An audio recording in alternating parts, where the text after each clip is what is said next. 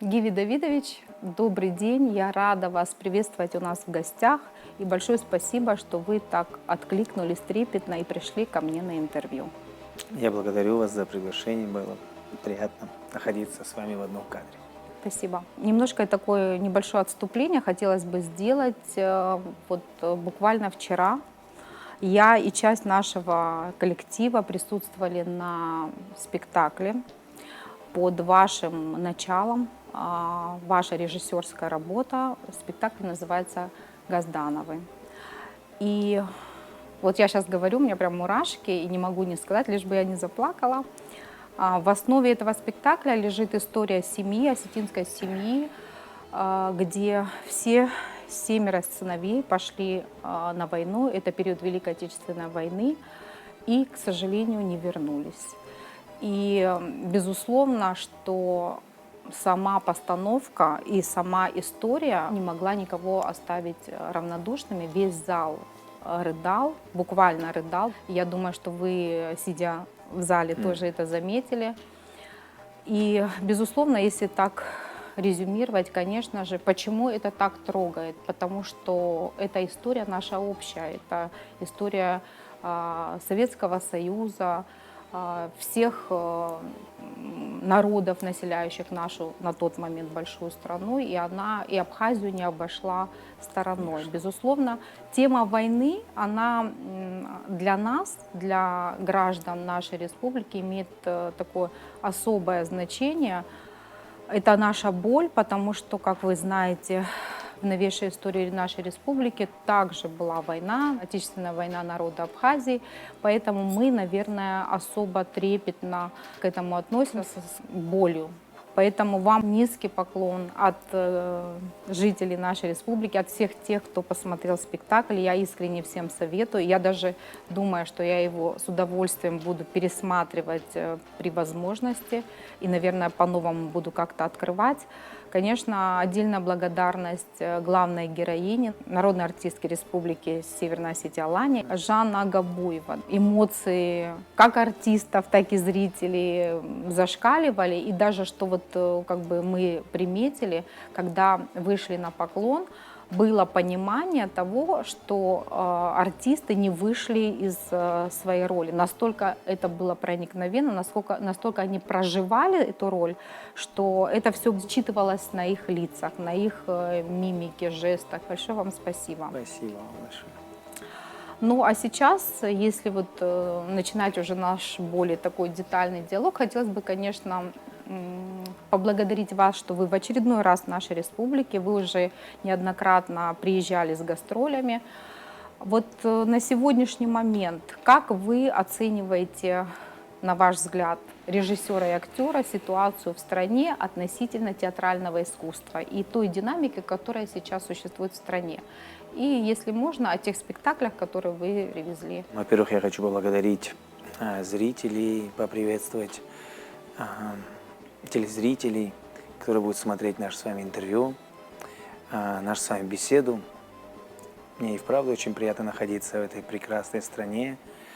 У меня здесь очень много друзей. Знаете, куда бы я ни приезжал и где бы я ни ставил спектакль, я всегда говорю, что ни гонорар и ни спектакль, который неизвестно, сколько проживет, это не самое важное. Конечно, хочется поставить хороший спектакль, получить хороший гонорар. Дело же не в этом. Но когда ты выезжаешь с того или иного города, и ты понимаешь, что здесь ты оставил людей, близких, к которым у тебя есть какие-то воспоминания, ты какой-то период своей жизни и какие-то секреты свои раскрыл, отдал. Режиссура не может строиться, она не может строиться на какой-то математике. Это невозможно.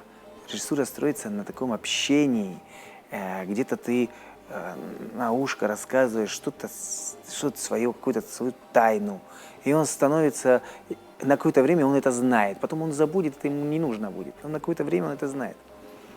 И в том или ином городе ты оставляешь друзей, знакомых, близких, и ты спешишь туда приехать. Когда время приходит, и ты должен посетить тот регион, где у тебя есть друзья, или ту страну, сердце по-другому начинает себя чувствовать. И, соответственно, в Абхазии у меня первое мое знакомство, вы знаете, состоялось с молодежным театром, где я ставил «Кровавую свадьбу». Я И, смотрела этот да, очень много спектакль. друзей, очень много знакомых. После это уже, ну, это не мой первый приезд, это как актер мы приехали. Это был 2006-2007 год со спектаклем Валерия Ковы «Жизнь есть сон». Я играл главную роль тогда, Сигизмунда. Этот спектакль, я знаю, здесь шел Да. очень-очень долго. Но даже при всем при том, что у меня здесь очень много друзей и в области театра, и вне культуры и искусства, я не могу отдавать оценку какой-то театральной жизни. Я знаю, что очень ярко светится в пространстве, интернет-пространстве и на гастролях русский драматический театр. Вижу, что национальный театр начинает очень смело шагать. Для того, чтобы давать оценку, надо хотя бы год пожить здесь, ходить на спектакли, смотреть, как люди посещают, как люди обсуждают, критикуют. Тогда ты понимаешь театральную жизнь. А так сложно говорить. Но если вот немного окунуться в вашу биографию, изначально вы актер по Да. первому вашему образованию, и уже потом вы как бы поменяли как бы свое амплуа, если можно так сказать, или фокус внимания у вас пал на режиссуру. Почему такой выбор? Вот вчера мы с вами об этом говорили, и вы сказали, я заметила, что режиссура вас больше привлекает. В режиссуре больше творчества, больше свободы, наверное, может быть, из-за этого, или я ошибаюсь? Знаете, наверное, в режиссуре вообще нет свободы. В режиссуре вы зависите... Вот занавес открывается, и вы самый беспомощный человек в мире. Вы не можете остановить эту машину, которая двигается. Вы не можете сказать актеру, ты неправильно играешь, или звук неправильно дали, или свет неправильно дали. Штанкетное хозяйство, не знаю, машинерия сцены. Машина пошла, и ты не можешь ничего с этим сделать. Ну, механизм запущен. Да, ты ничего не можешь с этим сделать. И с точки зрения вот этого, конечно, режиссура – это такая профессия, на какой-то период ты важный, главный, а потом ты уже от тебя хотят Зритель. избавиться. Мгм. Да, ты зритель, который видит все, который замечает.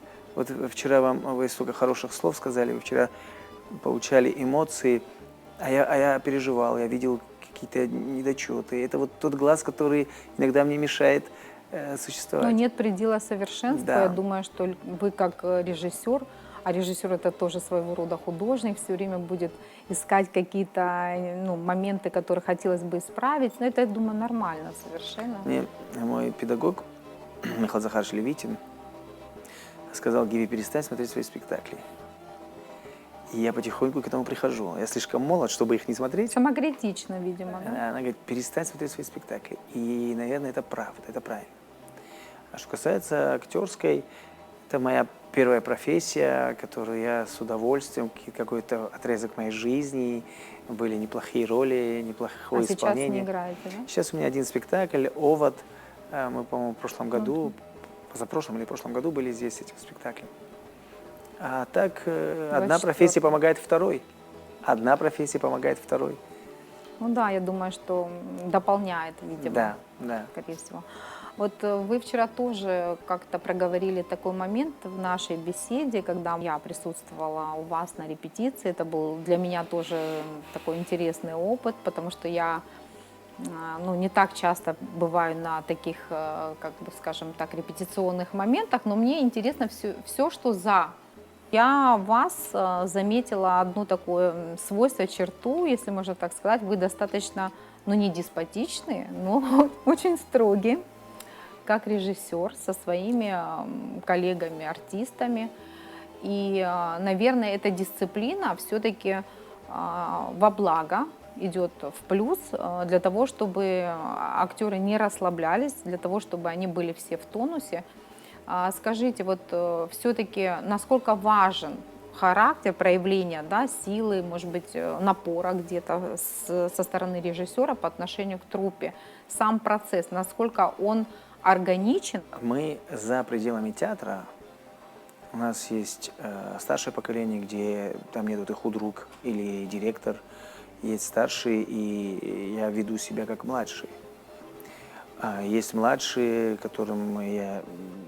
есть мои ровесники. Это все за пределы нашей работы. Как только мы заходим на площадку, есть режиссер, есть художественный руководитель театра. И что касается режиссуры, режиссура не может строиться на хороших отношениях.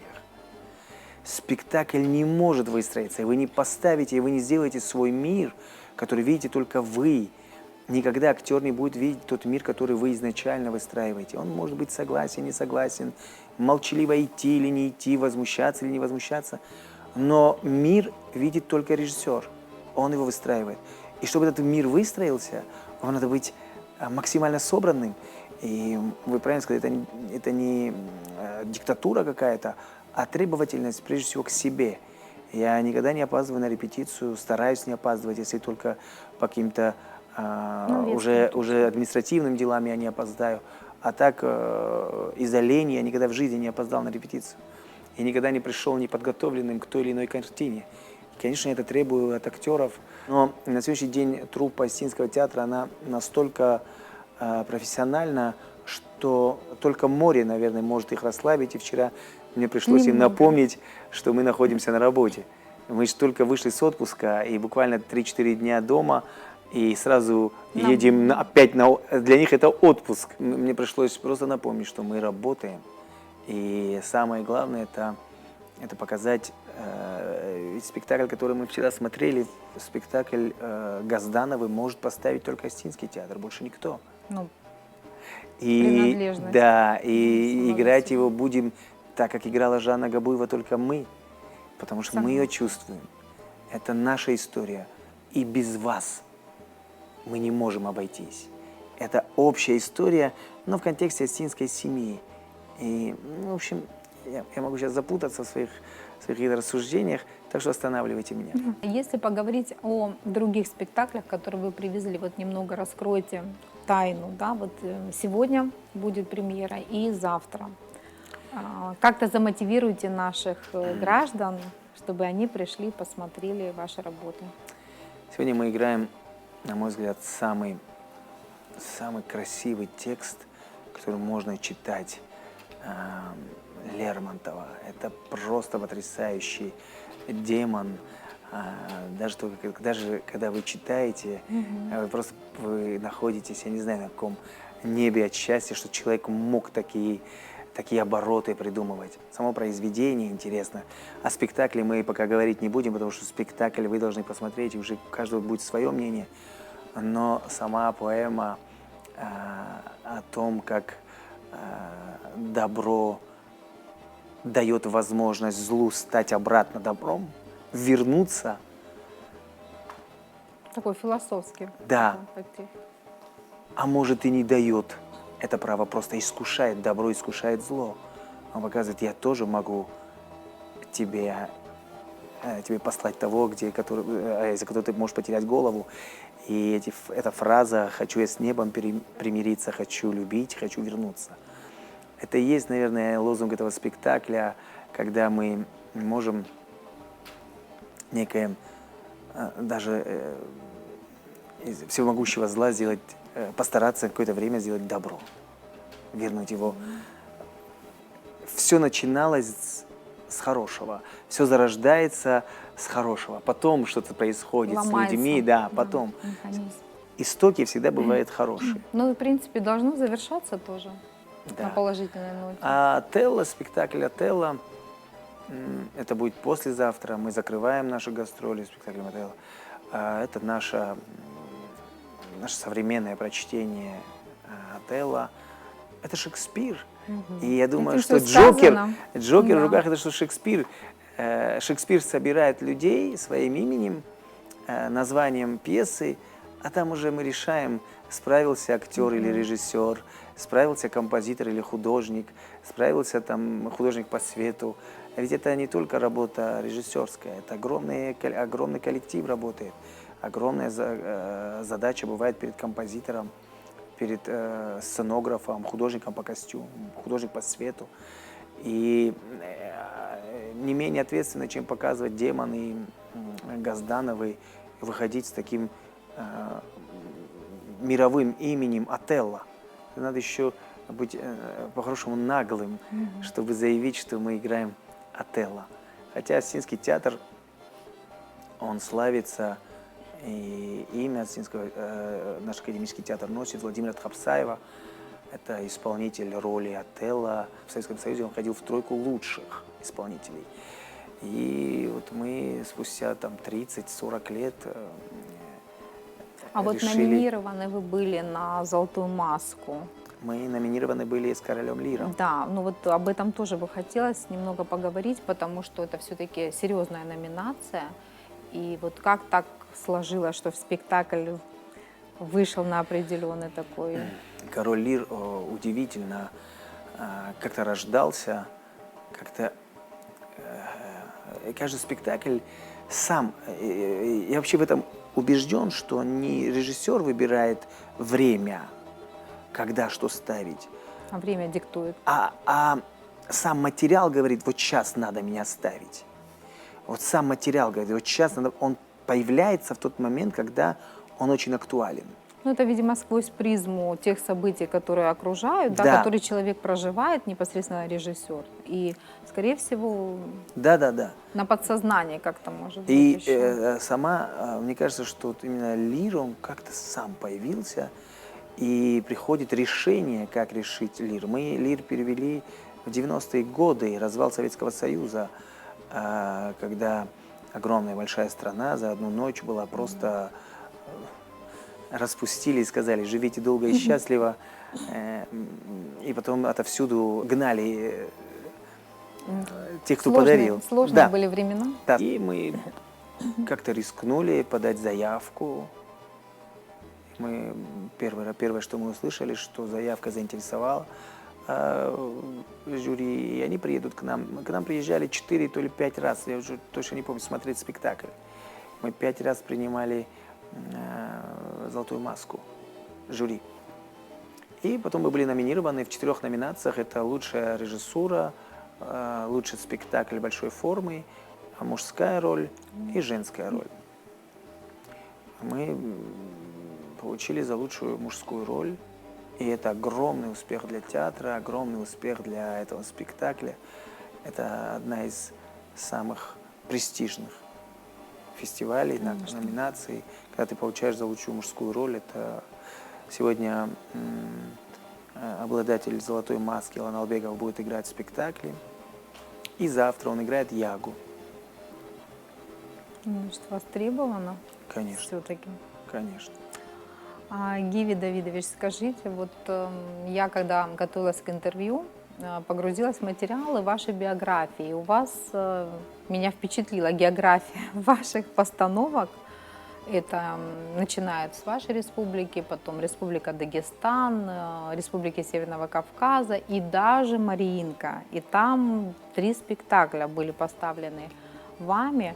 Вот немного об этом, как все-таки вы дошли до такого высокого уровня и как публика Санкт-Петербурга воспринимала и воспринимает эти постановки, если они сейчас идут.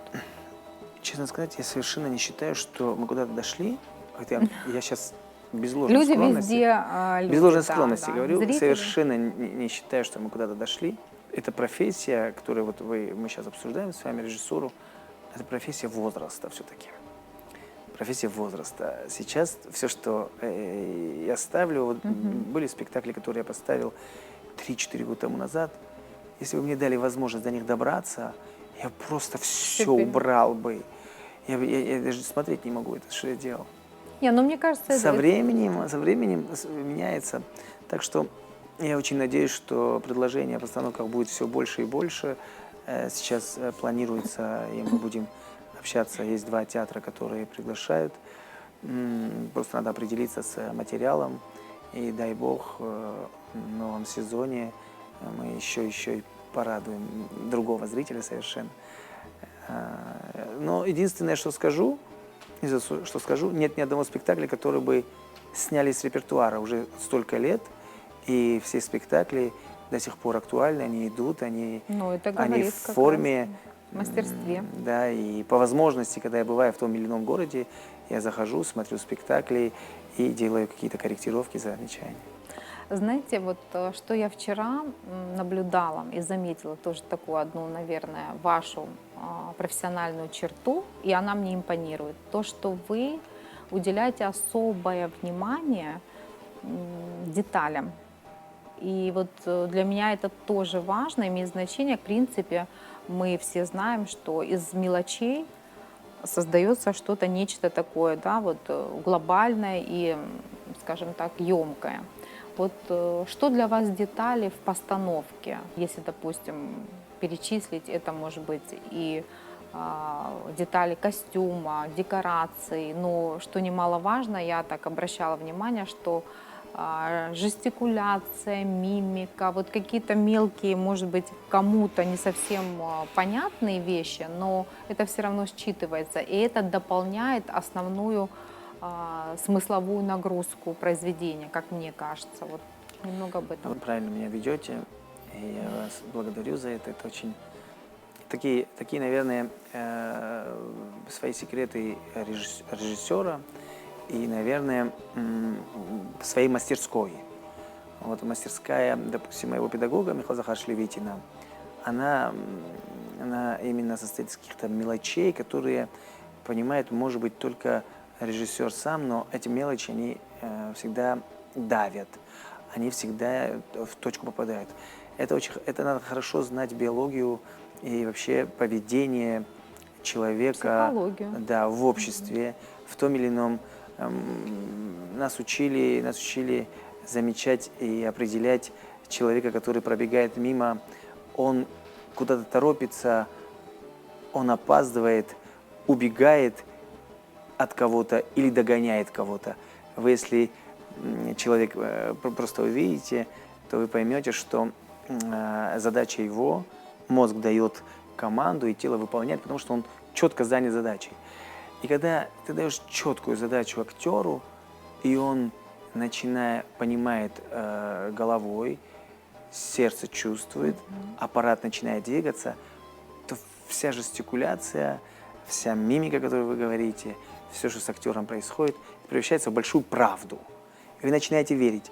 И если из этих трех составляющих, механизм, сердце, голова, что-то не сработало, то зритель не принимает это. Просто не принимает. Он говорит, не зашло. Не зашло.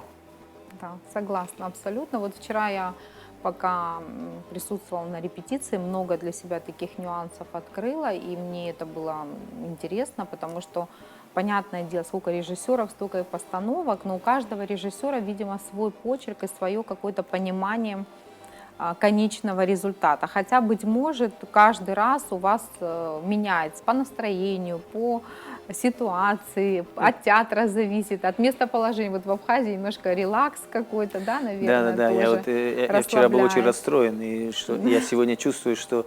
Но благо мы умеем быстро свои ошибки исправлять. И вчера тот релакс, который был, сегодня и погода сама, так, знаете, с утра была так холодно. Я говорю, значит, спектакль должен пройти шикарно. Вот меня впечатлила тоже одна такая ваша фраза в интервью. Я убежден, что настоящее искусство с хорошей режиссурой и актерами на любом языке может влиять, продавливать зрителя. Ну, я согласен с этим. Мне кажется, очень правильно сказал. То есть настоящее искусство с хорошей режиссурой и актерами способно все-таки донести ту самую соль, затронуть души людей. И это, собственно, есть и цель, основная цель, да, театра. Вот вы вчера смотрели, вам нужен был перевод? Нет. Как раз. Я, кстати, практически, я убирала наушник, да, я эмоции как бы черпала от игры актеров. Мне было достаточно. И еще такой момент, на что я обратила внимание, потрясающее музыкальное сопровождение. Это просто вот до мурашек. И поэтому, наверное, зачастую слова излишни. О чем вы выше и сказали, что вот пластика, эмоции, они говорят о многом. Ну, так и учат. Это же, опять-таки, все зависит от... Я очень люблю отдавать все, что человек умеет или не умеет, отдавать педагогу и своему педагогу отдавать, что это и вправду так. И отдавать Богу за то, что благодарю его, что я выбрал эту профессию, благодарю, что такой мастер, и благодарю его за то, что умею, что умею. Спектакль надо ставить так, чтобы глухой понял, Слепой. а слепой по звукам понимал, что происходит. Если вы ставите только лишь текст, то дайте текст почитать его, ничего страшного, люди почитают и все поймут. Но если вы разбираете, как должен существовать человек в той или иной ситуации, его тело, как должно существовать его тело. Еще очень правильно так, я знаю, что такая методика и у Валерия Ковы. Я когда-то работал с ним, и он очень много отдавал тогда, сейчас давно ничего не смотрел, но очень много отдавал он пластике, очень. Так что это вы правильно заметили, надо чтобы текст должен быть вторым. Автор первый, безусловно, автор первый, никогда нельзя выходить впереди автора, автор первый. Но надо так сделать, ведь автор, когда пишет текст, он же пишет на движении, у него же персонажи двигаются, они чем-то живут, их что-то волнует, этих персонажей. И если мы не ставим так, а просто ставим стоячий текст, не двигающийся текст, это неинтересно. Ну да. Это неинтересно. А когда вы читаете и услышали этого поэта, слышите голоса, как его персонажи передвигаются. Между строк. Конечно, очень важно. Каждый хороший автор, он всегда скрывает. Но иногда из-за того, что не все умеют, не все умеют читать между строк, происходит некий диалог, который у меня состоялся после премьеры «Ромео и Джульетты». Я ставил «Ромео и Джульетту» в Осетии, и я закончил спектакль тем, что два молодые Ромео и Джульетта умирают, и все, на этом спектакль заканчивается. И я помню, ко мне подходит с филологии, факультета филологии, и с таким возмущением, почему я переделал Шекспира. Там в конце сказано, что Монтеки и Капулетти в итоге помирились и жили долго и счастливо. Я говорю, вы знаете, у Шекспира есть черный юмор. И вот там он это сделал, и вы повелись на этот черный юмор. Единственный сын, единственная дочка умирают. Один старик, второй старик, у одной жены нету.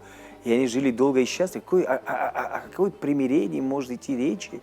И какое долго и счастливо, у них нету наследников больше. Что должно? Это потому надо читать правильно Шекспира. Шекспир это будет или Гоголь будет, или Достоевский. Надо уметь читать. Этому учат на театроведческом факультете и учат на режиссуре. Понимать то, что Понимать, ты читаешь. что хотел сказать автор. Ну как они могут жить долго и счастливо? Да, если... И о каком примирении может идти речь? Это продолжение рода.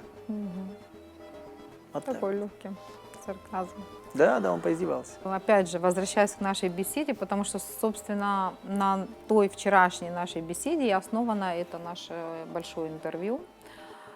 И в ходе нашего диалога мы проговаривали какие-то моменты, которые, на мой взгляд, являются актуальными и особо значимыми как для вас, для вашего народа, так и для нас. Вот между нами, конечно, есть глубокая связь и культурные, да, взаимоотношения, и профессиональные. Я вот сейчас бы хотела бы выделить историю Кавказа. Все-таки Кавказ воспринимается как земля традиций. Что это в нашем понимании? Это, конечно же, память о прошлом, но, безусловно, что без прошлого не будет и будущего, и нет настоящего, да, и мы обязаны сохранить то прошлое и достойно передавать, транслировать его в будущее. Вот хотелось бы об этом, вот что, на ваш взгляд, составляет на сегодняшний день основу кавказской ментальности, вот относительно вашего этноса?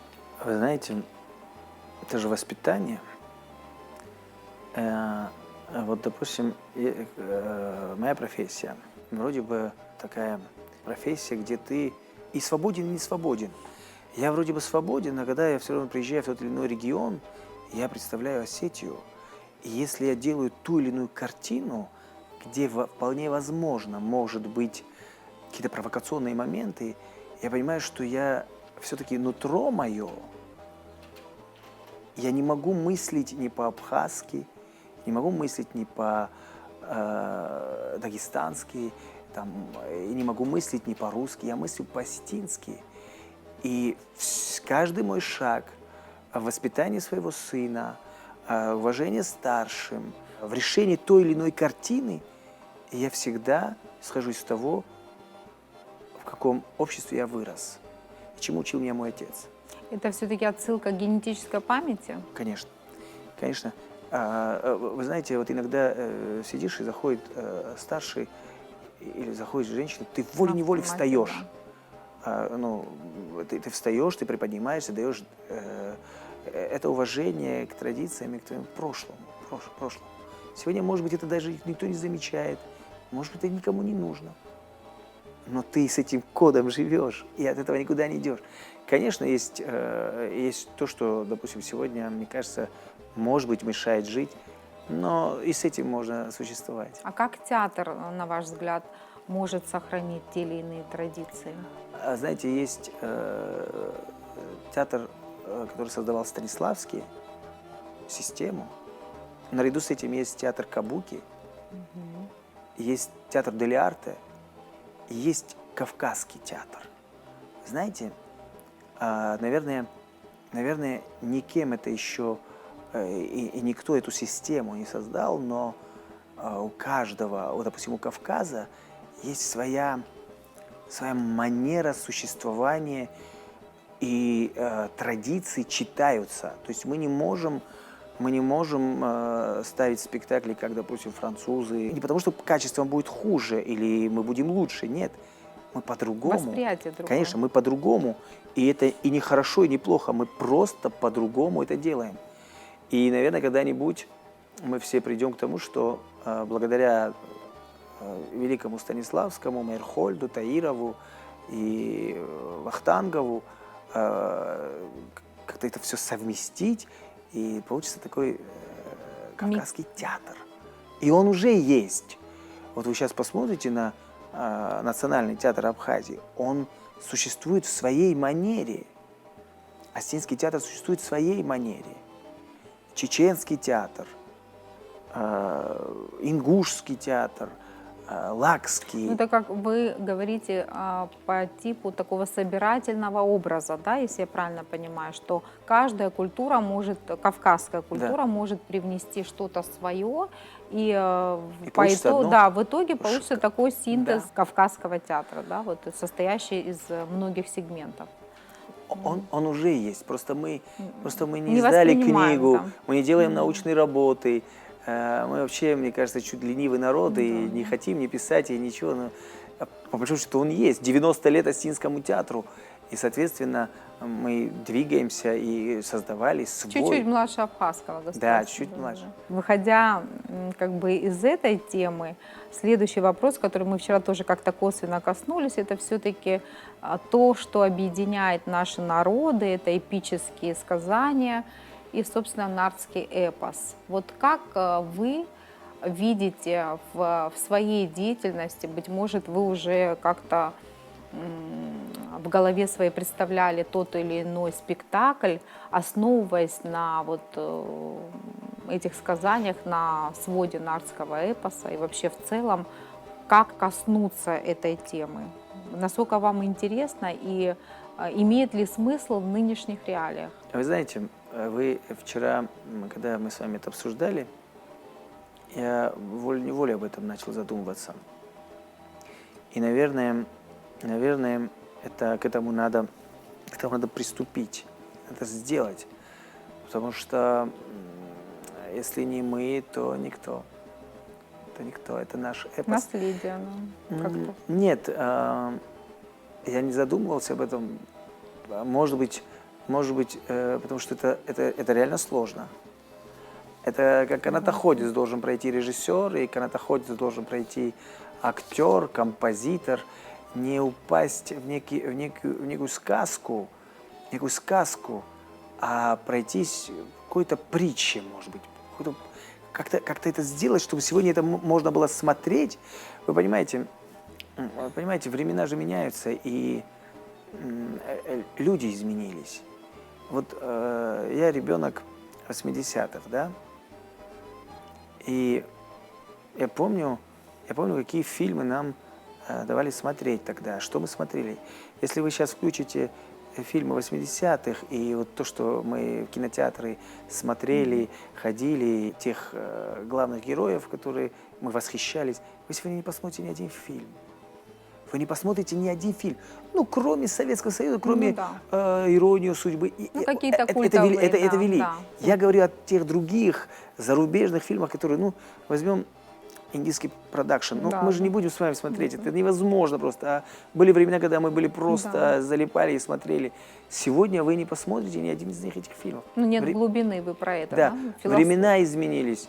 И если ставить, допустим, эпос, то нельзя не учитывать то поколение, которого вы ставите. Но то поколение, которое конфликтует с сегодняшним поколением, они никогда не видели, как эпос ставили, никогда не видели, только сказки. Но они будут знать, как это не надо делать. И как надо делать. Это будет конфликт, к этому надо, это как канатоходец надо пройти. Ты затрагиваешь нечто очень сакральное. Вроде бы ты ставишь для поколения, которое сегодня ходит в театр, а тебе старшее поколение говорит, а мы тоже ходим. Мы это не принимаем так. Для надо угодить всем. Да, а как это сделать? Вот потому, наверное, пока в таком долгом ящике это держится. Ну, может быть, когда-то все-таки придете. Кто-то должен оказаться сумасшедшим, которого просто разорвут на сотни маленьких медвежат, и потом это начнет жить.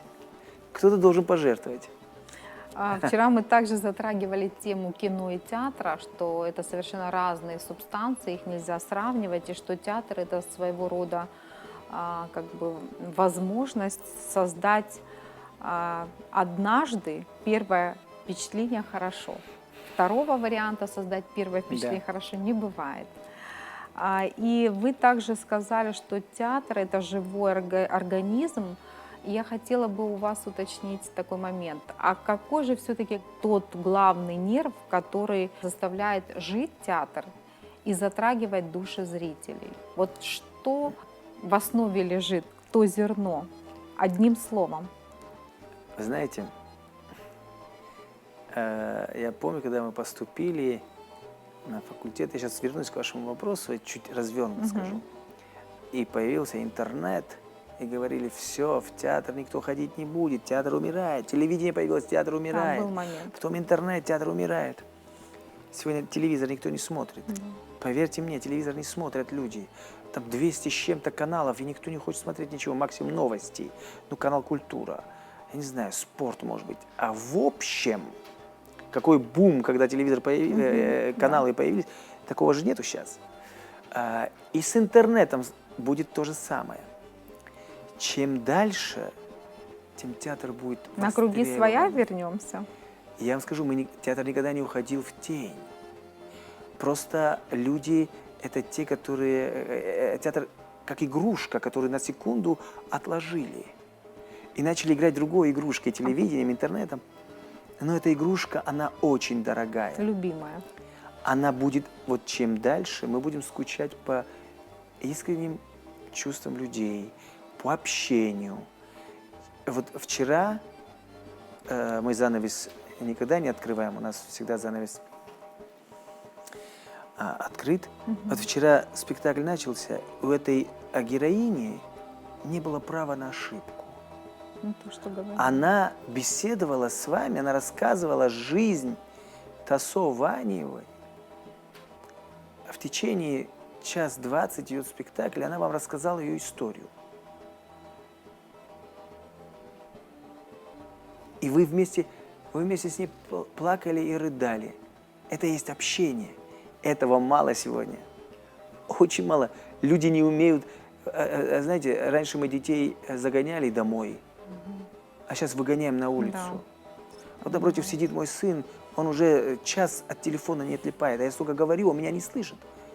Ну, это Это так и есть. издержки И будет поколения. время, когда люди будут искать такого общения.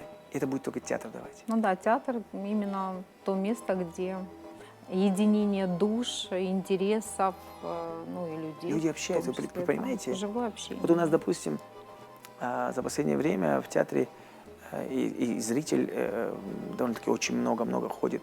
И я же вижу, как они там знакомятся. Да. Как после спектакля они хотят обсудить совершенно незнакомые друг для друга люди.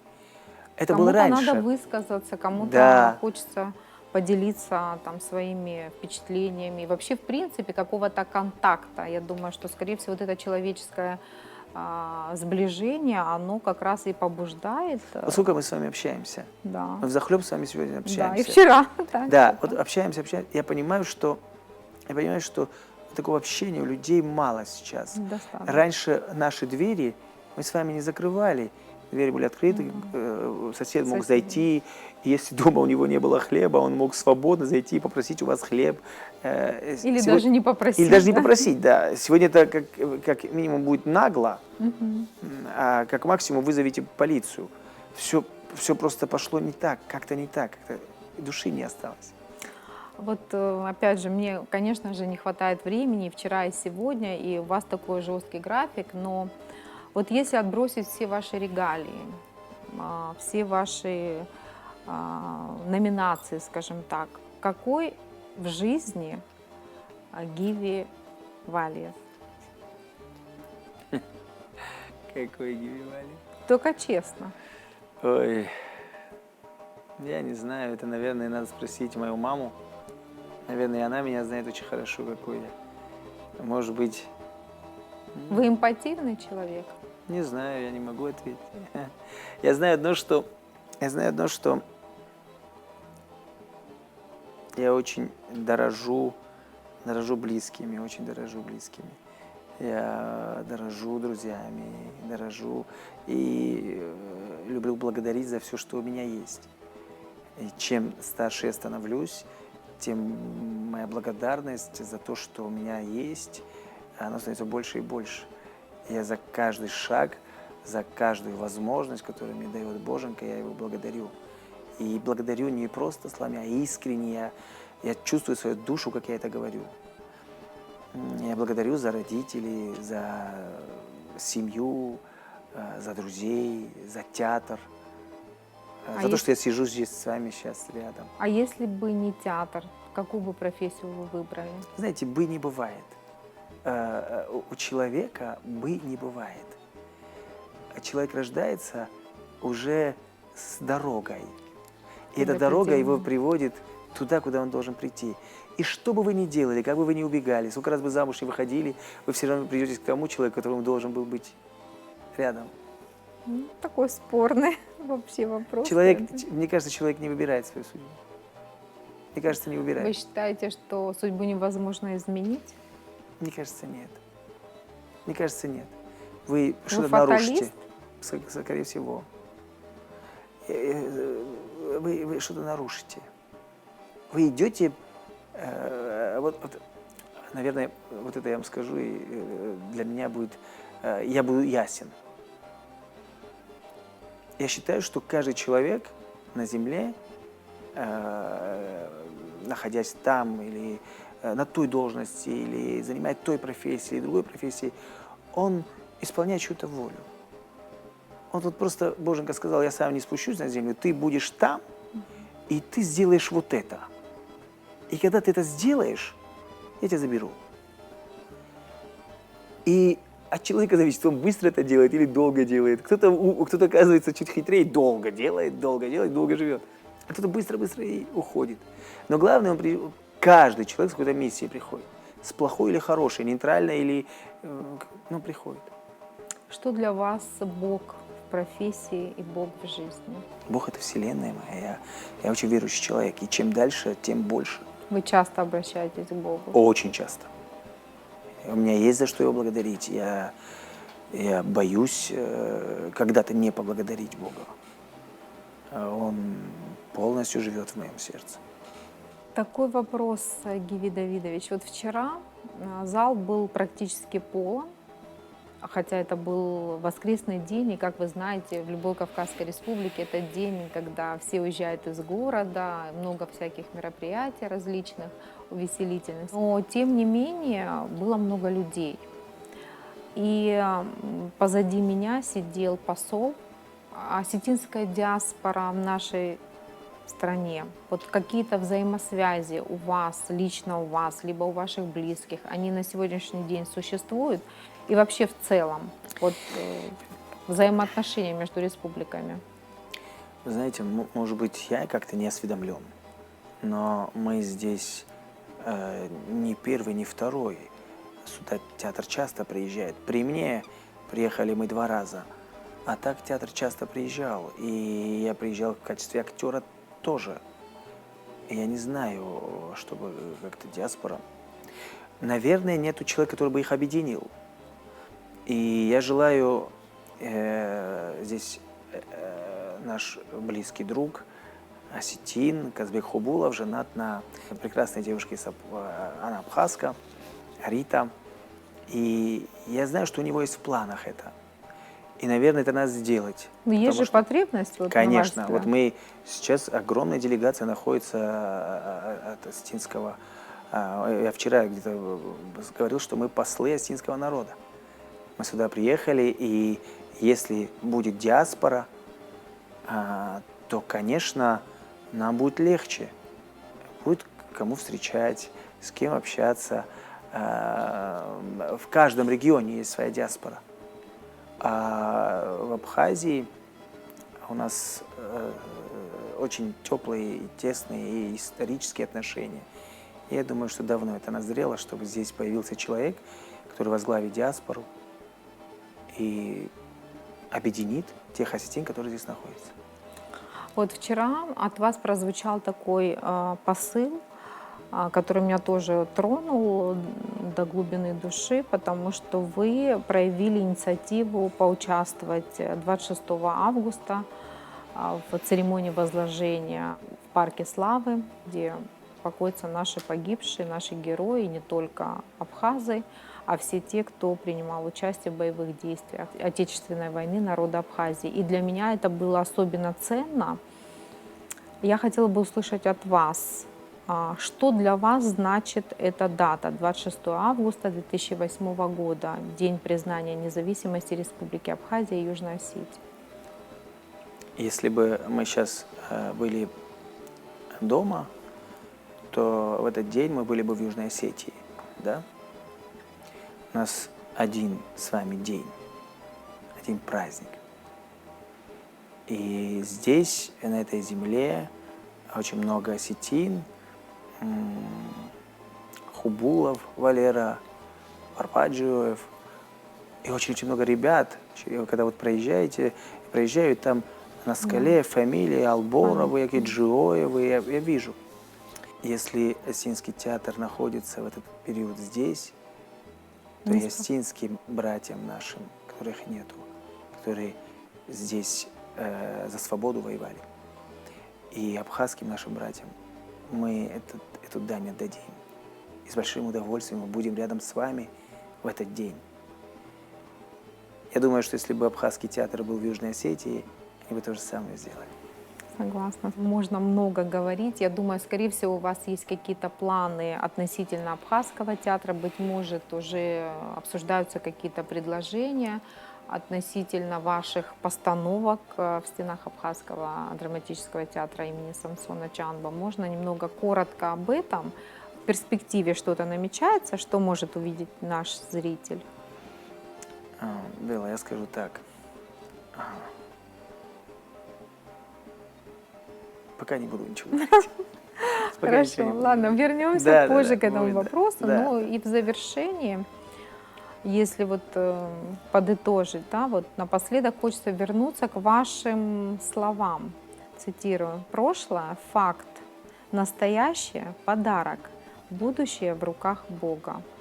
Если прошлое уже нельзя изменить, а будущее нам не принадлежит, что, по-вашему, человек обязан сделать с тем самым настоящим, с тем подарком?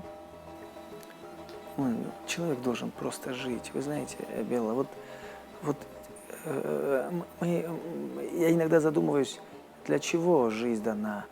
В поощрении или в наказании? Мы там себя хорошо вели, нам сказали, иди отдыхай. Или мы себя там плохо вели, сказали, иди исправляйся.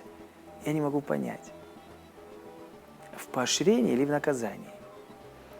И так как я это не понимаю, я просто хочу жить. Настоящее, это вот сегодня, это для меня настоящее. Я нахожусь здесь с вами.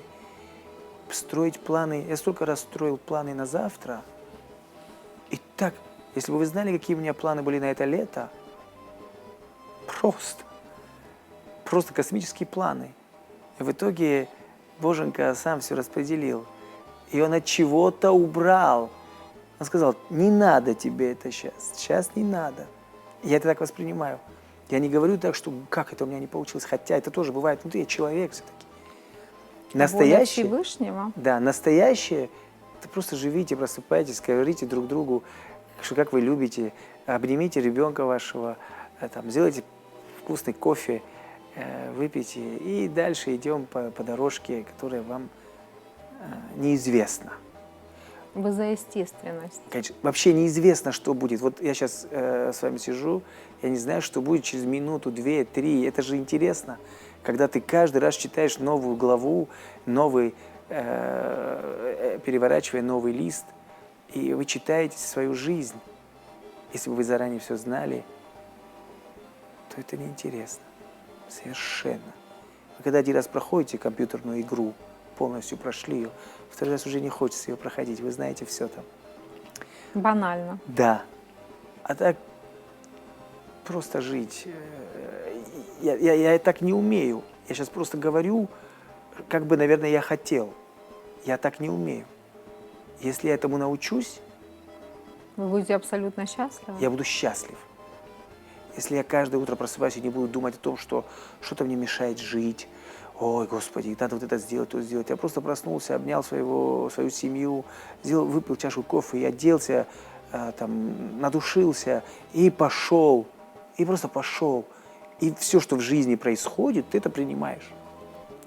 Отдаешь, Вы принимаешь. открыты миру. Я очень хочу. Я не люблю закрытых людей.